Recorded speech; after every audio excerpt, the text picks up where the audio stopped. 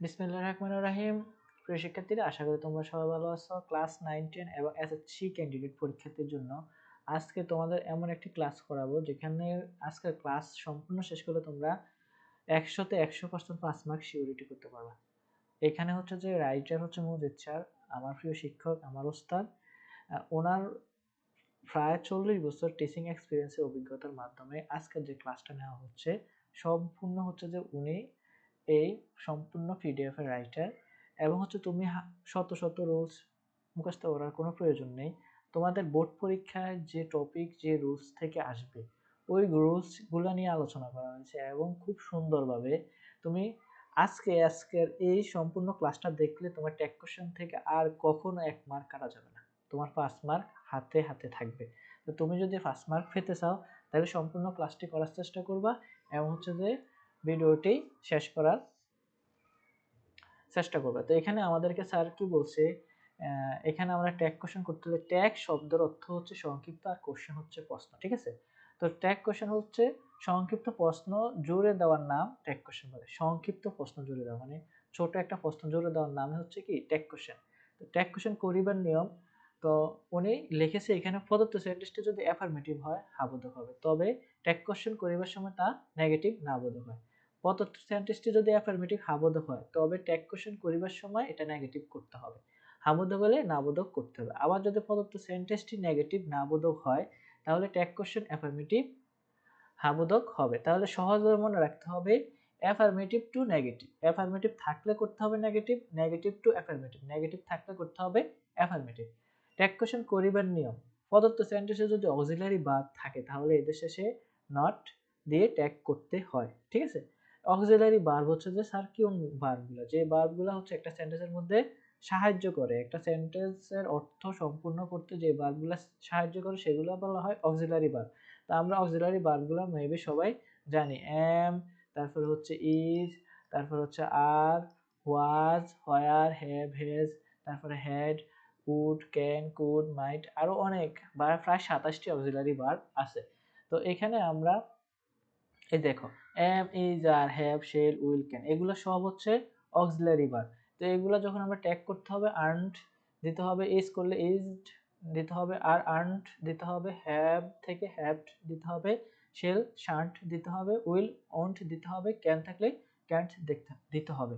Tag question করিবার সময় তুমি এই জিনিসগুলা মনে রাখবে, ঠিক আছে? এম থাকলে আর্নড দিবা, ইজ থাকলে ইজড দিবা, আর থাকলে আর্নড দিবা, হ্যাভ থাকলে হ্যাভেন্ট দিবা, শেল থাকলে শান্ট দিবা, উইল থাকলে ওন্ট দিবা, ক্যান থাকলে ক্যান্ট দিবা। আর যদি মেইন ভার্ব প্রিন্সিপাল ভার্ব থাকে তাহলে টেন্স অনুসারে অক্সিলারি ভার্বের সাথে এন্টি দিয়ে ট্যাগ করতে হবে। প্রেজেন্ট ইনডিফিনিট টেন্স হলে, প্রেজেন্ট ইনডিফিনিট টেন্স বর্তমান কালে যে কাজটা হইতেছে, আমরা জানি প্রেজেন্ট ইনডিফিনিট টেন্স বর্তমান কালে যে কাজ হয় কি বর্তমান, এটাকে আমরা প্রেজেন্ট ইনডিফিনিট টেন্স বলি। নাম্বার ও পার্সন অনুসারে, নাম্বার ও পার্সন আমরা জানি singular number, plural number, number দুইটা, একটা হচ্ছে সিঙ্গুলার 1 বছর আর প্লুরাল এটা হচ্ছে বহু বছর। পার্সন হচ্ছে first person, second person, third person. তাহলে প্রেজেন্ট ইনডিফিনিট টেন্সে নাম্বার ও পার্সন অনুসারে ডু নট, ডাজ নট হবে, আর ফার্স্ট ইনডিফিনিট টেন্সে হবে ডিড নট, ঠিক আছে?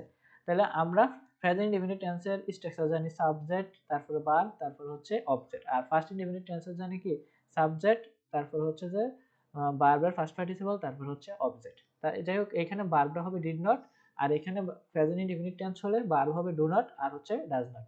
তো প্রত্যেক সেন্টেন্সের পরে কমা হবে, সাবজেক্টটি নাউনটি সবসময় প্রোনাউন হবে। যদি সাবজেক্ট আমাদের সেন্টেন্সের মধ্যে নাউন থাকে তাহলে সবসময় এটা প্রোনাউন হবে, আর প্রোনাউন সাবজেক্টটি অপরিবর্তিত থাকবে। সাবজেক্ট অনুযায়ী প্রোনাউনের ব্যবহার, যত শহরের নাম আছে ঢাকা, কুমিল্লা, বাংলাদেশ, তারপর চট্টগ্রাম, খুলনা, নোয়াখালী, যত নাম আছে শহরে সবগুলোর প্রোনাউন হচ্ছে স্যার ইট, এটা মনে রাখবে, খুবই গুরুত্বপূর্ণ। যত শহরের নাম আছে সব শহরের প্রোনাউন হচ্ছে ইট। দেশের প্রোনাউন হচ্ছে শি, দেশের pronoun Bangladesh, Bharat, Pakistan, India, Nepal, Australia, তারপর হচ্ছে যে তোমার আফগানিস্তান, সৌদি আরব, কাতার, কুয়েত, যত দেশের নাম আছে এগুলার প্রোনাউন হচ্ছে শি। নারীর প্রোনাউন নাম হচ্ছে শি, নারীর প্রোনাউন শি, পুরুষের প্রোনাউন হচ্ছে হি। জড় পদার্থ বস্তুর প্রোনাউন হচ্ছে ইট, খুবই ইম্পর্টেন্ট। জড় পদার্থ এবং বস্তুর প্রোনাউন হচ্ছে ইট। জড় পদার্থ আমরা টেবিল, চেয়ার, কাঠ কত কিছু আছে, ঠিক না? এগুলোর প্রোনাউন ইট। ইতর প্রাণীর প্রোনাউন হচ্ছে ইট। তো the mother, the father, the brother গুণবাচক পদে যদি থাকে, দ্য মাদার থাকলে ইট হবে, দ্য ফাদার থাকলে ইট, দ্য ব্রাদার থাকলে ইট। দে বা মন্ত্র যদি থাকে তাহলে প্রোনাউন হবে শি। অ্যাবস্ট্রাক্ট নাউনের ক্ষেত্রে আমাদের প্রোনাউন হবে ইট, abstract noun. The poor, the rich, the pious, the bright, the brave, এগুলার প্রোনাউন হচ্ছে they. They R it on, এদের কোনো পরিবর্তন হবে না। দে আর ইট অন যদি সেন্টেন্সের ভিতরে থাকে এদের কোনো পরিবর্তন হবে না। যত বডিযুক্ত শব্দ যেমন এভরিবডি, এদের প্রোনাউন দে হবে। যত থিং, এভরিথিং, এদের প্রোনাউন ইট হবে। ঠিক আছে? তো সর্বশেষ দা হচ্ছে সবশেষ, কোয়েশ্চেন মার্ক দিতে হবে, উত্তরের নিচে আন্ডারলাইন, নিচে দাগ দিতে হবে। ট্যাগ কোশ্চেন সাধারণত 3টি সেন্টেন্স হয়। মনে রাখবে ট্যাগ কোশ্চেন কয়টি সেন্টেন্স হয়? 3টি সেন্টেন্স। একটা হচ্ছে অ্যাসারেটিভ সেন্টেন্স, হাবোধক, অ্যাসারেটিভকে দুই ভাগে ভাগ করা যায়, একটা হচ্ছে অ্যাফার্মেটিভ আর একটা হচ্ছে নেগেটিভ। অ্যাসারেটিভ কয় ভাগে ভাগ করা যায়? দুই ভাগে, অ্যাফার্মেটিভ, নেগেটিভ। আর একটা হচ্ছে ইন্টারোগেটিভ আর হচ্ছে এক্সক্লেমেটরি।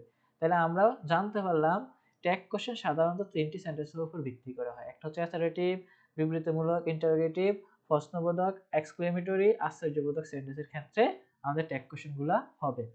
তো প্রিয় শিক্ষার্থীরা, আমরা এখানে কিছু প্র্যাকটিস করে নিই। দেখো, I M a student, I M a student, আমি একজন শিক্ষার্থী। এখানে এম, এই যে আমরা না বলছি এম থাকলে আর নট হবে, তাহলে এখানে এম আছে, এম এর পরিবর্তে আর নট আই। ঠিক আছে? Tag question. এবার একটা আন্ডারলাইন দিয়ে দিতে হবে। হি ইজ হ্যাপি, তাহলে এখানে ভার্ব, অক্সিলারি ভার্ব ইজ, তাহলে ইজন্ট হি, ইজন্ট হি, এখানে প্রোনাউন হি আছে, হি দিতে হবে। রাহিম ইজ এ ইল, তাহলে একজন ব্যক্তির নাম, ব্যক্তির নাম, এই যে ইজ হচ্ছে অক্সিলারি ভার্ব, তাহলে ইজ অক্সিলারি ভার্ব থাকলে এটা হচ্ছে সেন্টেন্সটার দিকে দেখতে হবে। রাহিম ইজ ইল, রাহিম হচ্ছে অসুস্থ, এটা হচ্ছে অ্যাফার্মেটিভ, এটা কি নিতে হবে? নেগেটিভ নিতে হবে। ঠিক আছে? তাহলে ইজ নট, ইজন্ট হি, এটা হবে isn't he. Salma is not happy, Salma খুশি না, তাহলে এটা হচ্ছে নেগেটিভ, এটা হচ্ছে কি? নেগেটিভ। তাহলে এটাকে আমরা অ্যাফার্মেটিভে রাখতে হবে। তাহলে এখানে আমরা নট আছে, নট আমরা এখানে ইউজ করব না। তাহলে ইজ, আর সালমা হচ্ছে একজন মহিলা, মহিলার ক্ষেত্রে শি বসবে, ইজ শি। তাহলে আমরা একটা প্রশ্নবোধক চিহ্ন দিয়ে দেবো, নিচে আন্ডারলাইন দিয়ে দেবো। এগুলো হচ্ছে আমাদের ট্যাগ কোশ্চেন, খুবই সহজ। দেখছো, দে আর নট স্টুডেন্ট, তাহলে এটা হচ্ছে নেগেটিভ, এটাকে অ্যাফার্মেটিভ করব। আর দে, এখানে আর হচ্ছে ভার্ব আর দে হচ্ছে সাবজেক্ট। এরপরে Rita sings a song, Rita গান গায়, রিতা একটি গান গায়। তাহলে এখানে রিতা সিংস এ সং, তাহলে এখানে পার্সন অনুসারে এখানে ডাজ নট, এটা থার্ড পার্সন। রিতা ভার্বের সাথে এস বাই এল যুক্ত হয়েছে, এই কারণে এখানে ডাজ নট শি বসিয়ে দিয়েছে। ঠিক আছে? ডাজ নট শি কেন বসানো হয়েছে এখানে? কারণ হচ্ছে যে এটা কোন টেন্সে আছে? এটা প্রেজেন্ট ইনডেফিনিট টেন্সে আছে। প্রেজেন্ট ইনডেফিনিট টেন্সে থাকার কারণে এখানে ডু নট না বসিয়ে ডাজ নট শি বসিয়ে দিয়েছে। ঠিক আছে? We take tea, do not, do not we, এখানে হবে ডো নট উই। তারপর হচ্ছে he does not know how to play, তাহলে এখানের মধ্যে আমাদের দেখো he does not know how to play, তাহলে নট নেগেটিভ, এটা অ্যাফার্মেটিভে রাখতে হবে, তাহলে ডাজ হি বসিয়ে দিব আমরা। আই ডিড দ্য ওয়ার্ক, তাহলে এখানে এটাকে অ্যাফার্মেটিভ আছে, এটা নেগেটিভে নিয়ে দেবো। এটা বার হচ্ছে did, did not I, subject I. She sings a songs, একই কথা, শি সিংস এ সংস, তাহলে আমরা এখানে ডাজ নট শি বসিয়ে দিব। He has seen tiger, he has seen tiger, তাহলে এখানে বার হচ্ছে হ্যাজ আর সাবজেক্ট হচ্ছে হি, তাহলে হ্যাজ নট হি। তো এইভাবে আমরা ট্যাগ কোশ্চেন গুলো করতে পারি। ঠিক আছে? তো আই নিড এ পেন, তাহলে এখানে আই নিড এ পেন, আমার একটি কলম প্রয়োজন, তাহলে এখানে আমাদের টেন্স অনুযায়ী এটা হচ্ছে present indefinite tense. Do not I, do not I. Everybody wants to be happy, দেখছো এভরিবডি আছে, এভরিবডি থাকলে দে বসবে, এভরিবডি থাকলে, এভরিবডি থাকলে দে বসবে। ঠিক আছে? তো এভরিবডি যেহেতু ছিল, everybody wants to be happy, সবাই আমরা আজকে সুখী বা খুশি, তাহলে আমাদের এটা প্রেজেন্ট ইনডিফিনিট টেন্স আছে, এটা এখানে আমরা ডো নট দে বসিয়ে দিব। নোবডি বিলিভস এ লায়ার, তো নোবডি থাকার কারণে আমাদের এখানে দে বসলো। মিথ্যাবাদীকে কেউ পছন্দ করে না, নোবডি বিলিভস লায়ার, তো এটা নেগেটিভ আছে, এটা আমরা অ্যাফার্মেটিভ রাখবো, ডু দে বসিয়ে দেব, ডু নট না দিয়ে। এভরিথিং ইজ এ পসিবল, সবকিছুই কি সম্ভব, তাহলে আমাদের এখানে ইজ হচ্ছে ভার্ব, আর এভরিথিং থাকলে ইট বসে, এভরিথিং থাকলে কি বসে? ইট, তাহলে is not it. There is a post office in our village, তো ইজ নট দেয়ার, আমাদের এখানে এই যে ইজ, আর এখানে আমরা এটা নেগেটিভ করতে হবে, অ্যাফার্মেটিভ আছে, ইজ নট দেয়ার বসিয়ে দিয়েছি। It rains, does not it, it rains থাকলে কি হবে? ডাজ নট ইট। তো প্রিয় শিক্ষার্থীরা, এখানে বিশেষ নিয়ম, কোন সেন্টেন্স যদি seldom, hardly, never, little, few থাকে তাহলে ট্যাগ করিবার সময় অ্যাফার্মেটিভ হবে। খুবই ইম্পর্টেন্ট কি, কোন সেন্টেন্স যদি seldom, hardly, never, little, few ইট থাকে তাহলে ট্যাগ করিবার সময় অ্যাফার্মেটিভ হবে। কারণ এই ওয়ার্ডগুলোর অর্থই নেগেটিভ, এই ওয়ার্ডগুলোর অর্থ negative, seldom, hardly, never, little, few, তাই এদের শেষে নট বসে না। ঠিক আছে, তো কিছু উদাহরণ আমরা দেখি, যেরকম a barking dog seldom bites, তাহলে এখানে সিলডম আছে, সিলডম থাকে ডাজ, ডাজ ইট আমরা বসিয়ে দেব। ঠিক আছে, এ বার্কিং ডগ বাইটস। তো there is little water in the food, তাহলে এখানে ইজ ভার্ব আছে, আর আমাদের এখানে দেয়ার, দেয়ার হচ্ছে যে আমাদের সাবজেক্ট, আর এখানে আমাদের there is little water in this pot, এইখানে লিটল থাকাতে এটা হচ্ছে নেগেটিভ, তাহলে আমরা এটাকে শুধু ইজ দেয়ার বসিয়ে দেব, ইজ নট না দিয়ে। সচরাচর সেন্টেন্স হলে অ্যাসার্টিভ সেন্টেন্সের ট্যাগ কোশ্চেন হয়। সচরাচর মানে অনেকগুলা সেন্টেন্স যদি থাকে তাহলে অ্যাসার্টিভ সেন্টেন্সের ট্যাগ কোশ্চেন হয়। দেখুন, do you know me, yes I know you, তাহলে এখানে আমাদের কে সাধারণত হচ্ছে যে আই হচ্ছে সাবজেক্ট, আই হচ্ছে সাবজেক্ট, এবং হচ্ছে যে সচরাচর যেহেতু এখানে সেন্টেন্স, এখান থেকে আমরা ডু ভার্বটা নিয়ে ডু নট আই বসিয়ে দিতে পারি। তো সাবজেক্ট সংক্রান্ত বিশেষ নিয়ম, সাবজেক্ট এর সাবজেক্ট অল অফ দেম থাকে ট্যাগ কোশ্চেন সাবজেক্ট দি হবে। সেন্টেন্সের সাবজেক্ট যদি অল অফ দেম থাকে, যদি অল অফ দেম থাকে, ঠিক আছে, ট্যাগ কোশ্চেন করার সময় সাবজেক্ট দি হবে। তাহলে আবার যদি অল অফ আস থাকে তাহলে আমাদের ট্যাগ কোশ্চেন করার সময় উই হবে, অল অফ ইউ থাকলে ইউ হবে। উদাহরণ, all of them are present there, তাহলে অল অফ দেম আর আছে থাকলে আমরা বলছি অল অফ দেম থাকলে কি দে বসবে, তাহলে এখানে ভার্ব হচ্ছে আর, তাহলে are not they, are not they.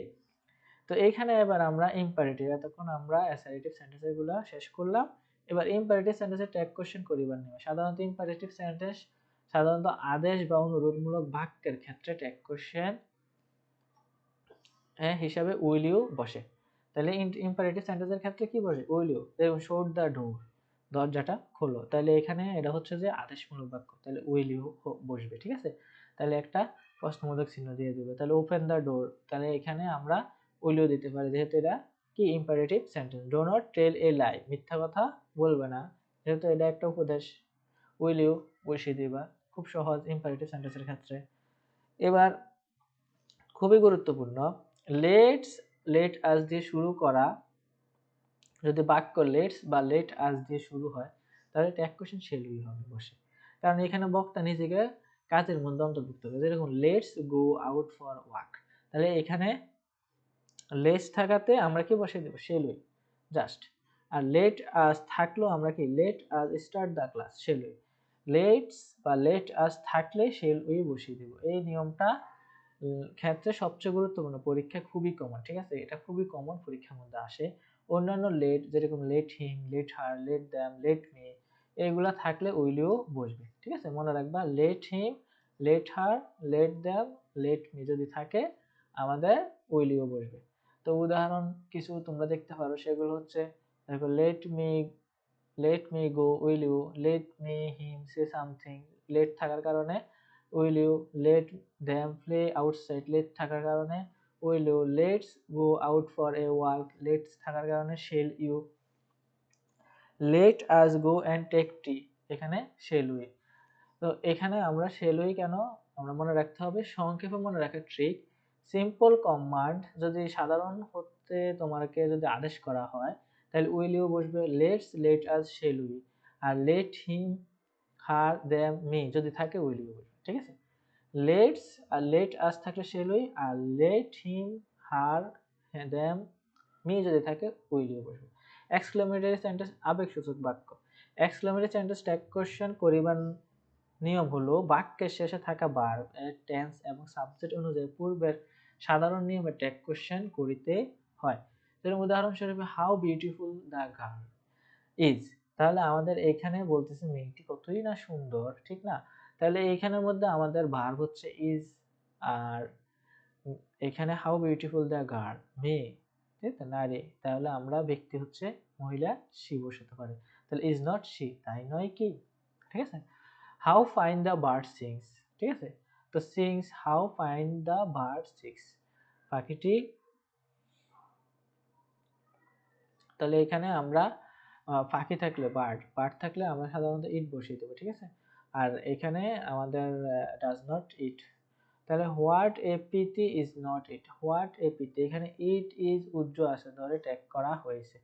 তো এরকম এক্সক্লেমেটরি সেন্টেন্সের ক্ষেত্রে আমরা মনে রাখতে হবে। কম্পাউন্ড সেন্টেন্সের যৌগিক বাক্য, কম্পাউন্ড সেন্টেন্স হচ্ছে যৌগিক বাক্য। কম্পাউন্ড সেন্টেন্সে সাধারণত দুইটি ইন্ডিপেন্ডেন্ট ক্লোজ থাকে যেগুলো অ্যান্ড, বাট, অর ইত্যাদি দ্বারা যুক্ত। এই ধরনের বাক্যে ট্যাগ কোশ্চেন করিবার সময় সাধারণত দ্বিতীয় ক্লোজের শেষের অংশ অনুযায়ী ট্যাগ বসাতে হয়।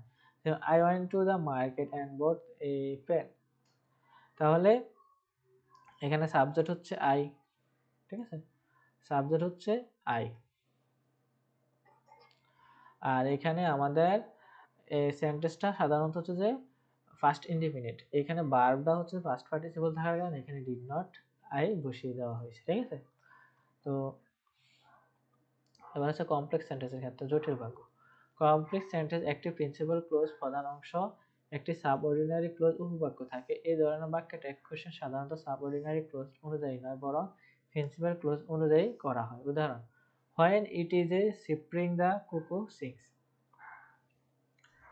তাহলে এখানে ইট আমাদের হচ্ছে যে সাবজেক্ট, তাহলে এখানে ডাজ নট ইট আমরা বসিয়ে দেব, ঠিক আছে।